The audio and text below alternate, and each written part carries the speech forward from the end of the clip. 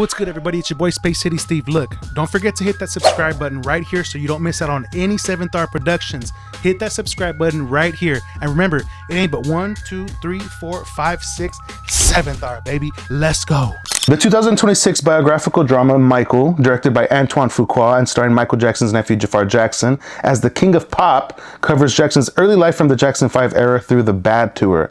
Released in theaters around April 2026, it's a polished, estate-backed look at his rise to global superstardom that highlights his talent and performances while drawing some criticism for a sanitized portrayal of Michael's life. So I saw the Michael Jackson movie and oh my god, that movie left me feeling ultra inspired. It's like I was born in 95, and so I don't know, like I say that because by the time that I was like growing up and becoming like conscious of like music and life and like let me like start experiencing music and stuff, Michael Jackson obviously was already huge, but it was already like in his later years where he was already like had gone through all kinds of public drama, and he's kind of hidden away, and so he wasn't really like present as like artists that I'm currently actively like listening to. And then me personally, dude, like because I played music, you know, and I was always practicing music, and I had practices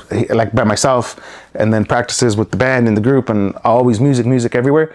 I've always felt like, man, like I wouldn't listen to a ton of music whenever I wasn't like practicing or having to. And so I just say that to say that I don't know, I've appreciated Michael Jackson from the This Is It documentary, but it wasn't as deep as what I feel now and so inspired by. I mean, I saw that movie and it was so beautiful to get like another representation or another reminder of Michael Jackson, because what left me so impacted about the Michael Jackson movie was just to see and to understand that Michael Jackson was a person that understood that he had passion inside, but he was so talented and so disciplined that he was fully able to lock in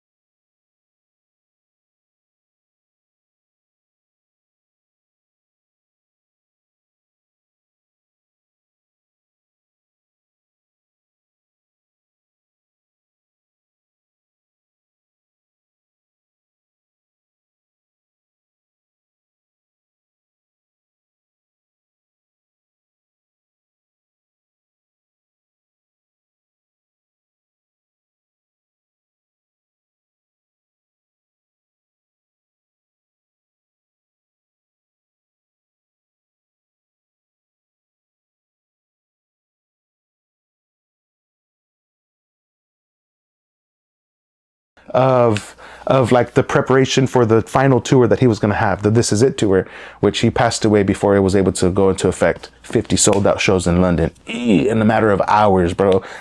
Estimated to generate over $500 million, that tour. Incredible. Anyways, you can see how there's a clip of Michael and he's talking to his pianist. Mind you, these musicians are the top of the line. I'm talking fantastic musicians. Everyone knows that when Michael Jackson was alive, if you were privileged enough to be his musician or his singer or a dancer for him, you're the best. The best. So there's this clip from the This Is It documentary where he's kind of playing the song. I think it's The Way You Make Me. And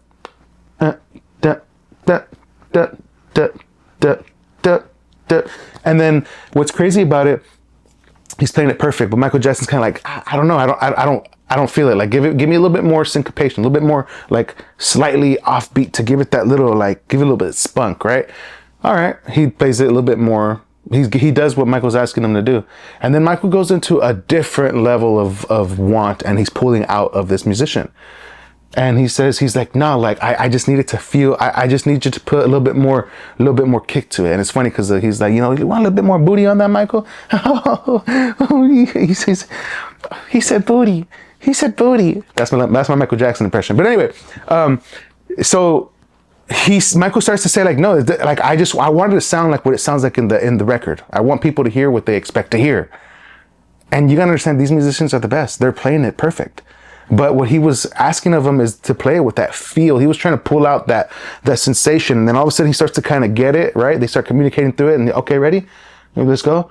And then all of a sudden you see Michael, because he's in the middle of a back and forth. He just kind of goes off into his zone and starts to kind of like dance.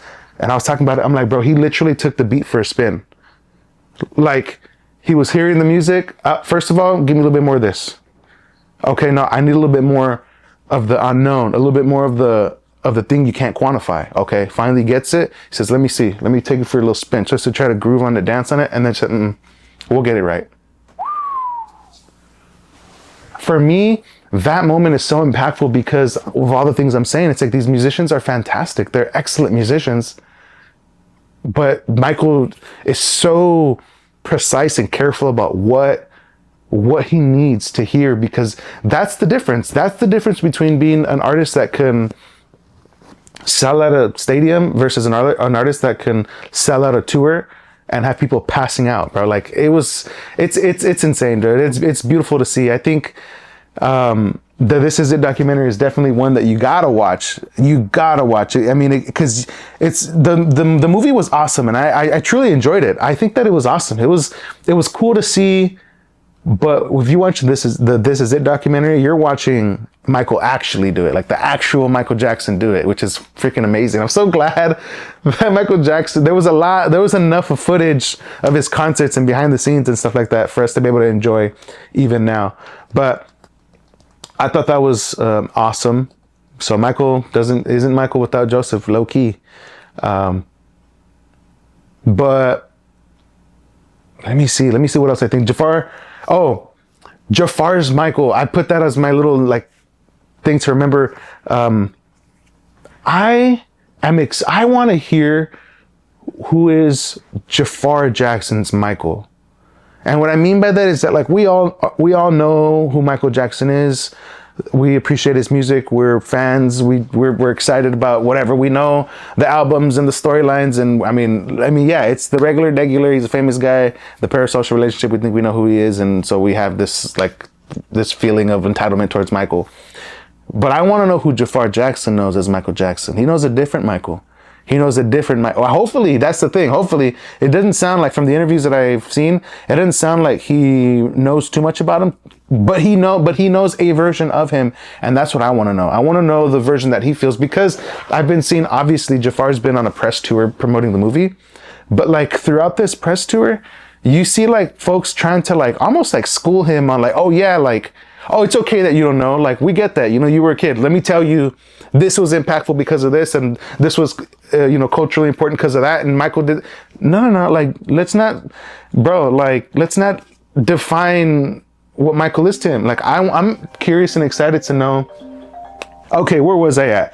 Jafaar Jackson. Yeah, so I guess what I was trying to say is that I want to know who he knows Michael Jackson to be. You know what I mean? Like we're so easy to define who he is because we all know who he is or who he portrayed himself to be out in the internet. But yeah, it gets a little difficult because he does sort of admit and talk about how he doesn't know too much. He was given access to Michael's personal files in prep for the movie, where it's kind of like, okay, I thought you'd have known, but whatever, dude, that's cool. Hey, but you know what?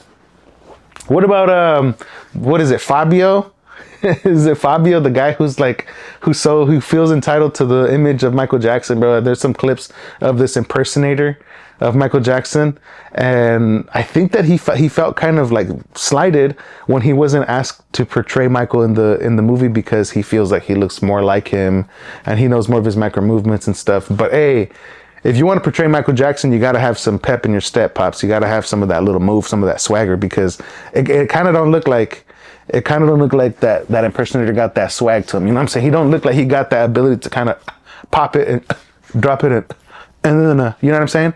Dude, but on the Michael Jackson topic, dude, I feel so inspired. I feel like I almost want to learn how to do a couple of them little moves, just kind of Whatever, dude. Man, there's some performances where he's doing, I think it's in the Earth song, where the choir is saying like, "What about us? What about us?" And then he's saying whatever. He's saying like talking about topics and stuff. He's like shouting top of his lungs. Man, dude, I don't know. It's just when I see Michael Jackson perform now, obviously I've never seen him in concert. I wish I would have been able to do it though. Like it looks like such a show, such a performance. Like it's not even that he's like singing songs necessarily. He's like it's like it almost looks like a play. Some of them look like plays. Like what? Like if you went to Broadway or something, which is amazing. And then the dancing, bro. Michael Jackson had a type of swag it's funny, dude. It's funny because he portrayed himself so sweet. You don't think of Michael Jackson being that way, bro. But there's some clips of him pointing out the fish. I guess that's what he called the ladies. You know, that's what he called the female nature. He called them fish. And there's a video of him kind of like, "Oh, that's a good fish over there." Or there's a clip where some fans like trying to jump into the limo with bro and says, "Oh my God, I just want to give you a hug." You say, "You gave me more than that." Michael, bad.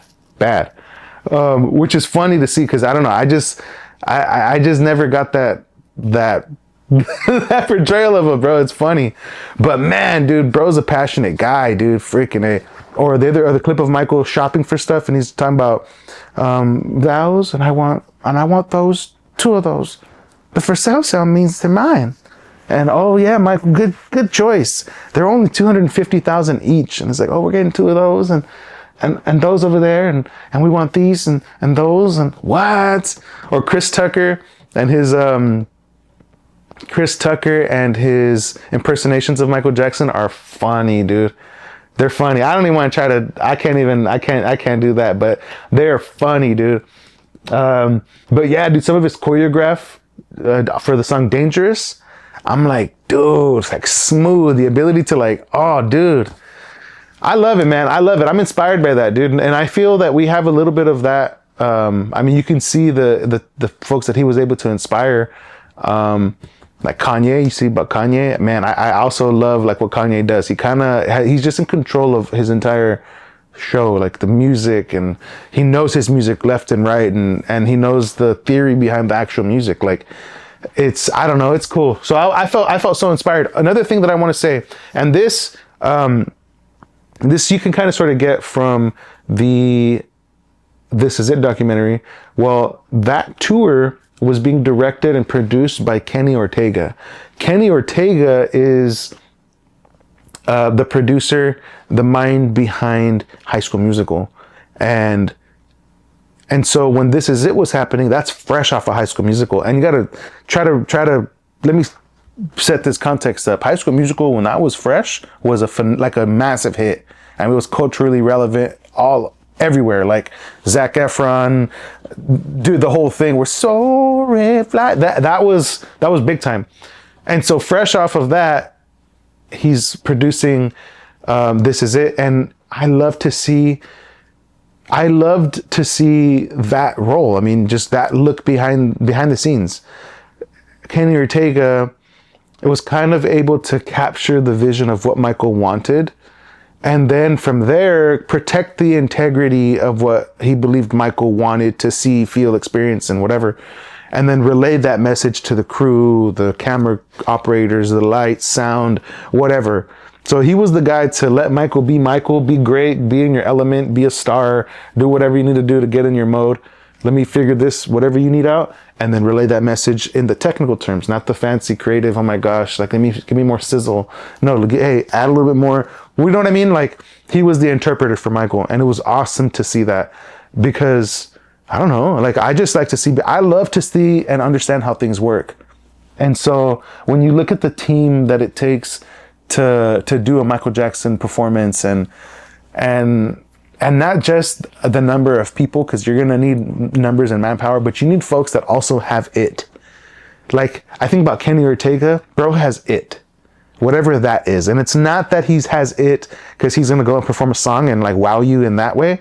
No, he has it in that he's able to understand that language of a creative super duper Michael Jackson, but then also understand the language of an analytical, less passionate, more like numbers oriented or whatever lighting tech or whatever. That they don't all come out the same, right? That sounds easy in concept, but like put yourself in the scenarios where the artist is complaining for something, you can hear that. These are all things that you can observe from the Michael Jackson This Is It documentary, where he's explaining the intro to the show, and he's like, okay, well, this is gonna happen, the astronaut suit's gonna happen, and then we're gonna do this, and then the sound is gonna start, the crowd's gonna do this, and well, he's just kind of laying down how the show is gonna start, and then Michael corrects him and talking about, like, no, I want it to start on my cue, like I want to start that, and he's like, okay, Michael, I've been telling the band that it was gonna start on this count, but did you want to change this? What would you like instead? And then Michael starts telling this, complaining about that. And he's just totally like catering to Michael, which is a skill. And then you see how he then relates that to everybody. Anyways, it's just awesome to see, dude. I love that. I love that. But great movie. I think it's worth another watch. I want to hear it with more sound. But that's got to be paired with This Is It. Good movie though. Definitely great movie. I believe that art lives within every soul, within you, and it's not just what you create, it's who you are. SEVENTHAURA exists to affirm that truth, to remind you and the world to embrace your inner creativity and to pursue your one wild and precious life. Every piece we make is an invitation that becomes a declaration of one simple truth. You are art. Head to SEVENTHAURA.com and explore the collection today, because you're the art that the world needs.